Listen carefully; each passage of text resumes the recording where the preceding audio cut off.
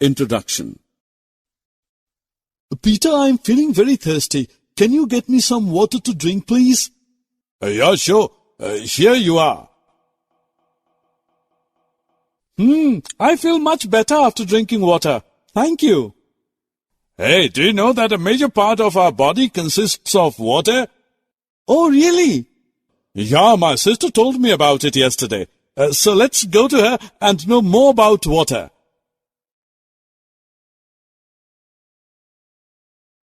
Objectives. At the end of this course, you'll be able to list sources of water and its uses, know different forms of water, describe the concept of water cycle and water supply at our homes, explain the storage of water and its wastage, identify the causes of water pollution. Hello, sister. Hi, John. How are you? I'm fine, thank you. Peter said that you told him some interesting facts related to water. I also want to know them. Okay, I will tell you. Actually, water is one of the most abundant substances on the earth. It covers almost 70% of the earth's surface and it makes our entire planet blue when we see it from space. Now I will tell you about the different forms of water. Water exists in 3 forms: liquid, solid, and vapor. Sister, from where can we get water? Oh, you are asking about the sources of water. Actually, water has limited number of sources like wells, ponds, lakes, rivers, seas, and oceans. Besides these, groundwater is also an important source of water. John, do you know the purposes and uses of water? No, sister, please tell us. Water is essential for all humans, plants, and animals. We drink it. We take bath in it. We cook our food in it. We wash and clean our clothes with it. So, it is very helpful in our daily activities. Sister, yesterday you also told me about the water cycle. Please tell us more about it.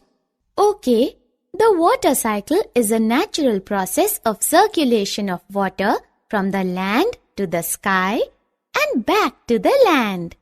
In this process, water in water bodies like rivers, seas, and oceans gets heated up by the sun and forms water vapors.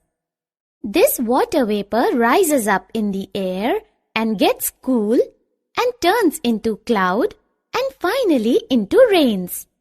Then, after raining, land water goes to lakes and rivers, which then flow back to the seas or oceans, and the cycle completes. This cycle gets repeated again and again. Guys, now I'm telling you how do we get water supply at our homes and other places. As you know that we get water through taps and this water is drawn from a lake or a river and then it is supplied through a network of pipes after purification process at the water plants. We should not waste water while doing daily activities. We all use so much water while brushing teeth or washing dishes. Sometimes large amount of water gets wasted through small leaks in pipes and dripping taps.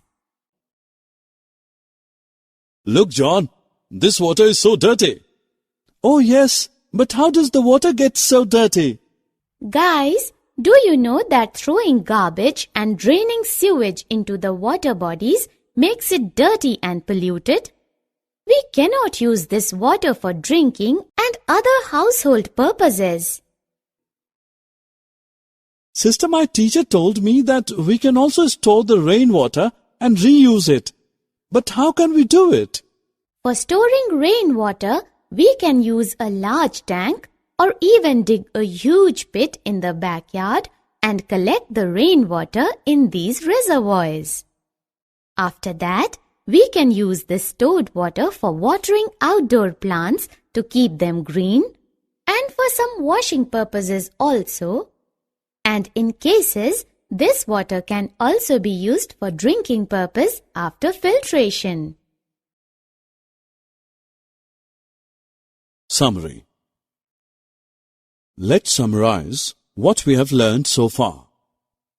Water is one of the most abundant substances found on earth. Water exists in three forms: liquid, solid, and vapor.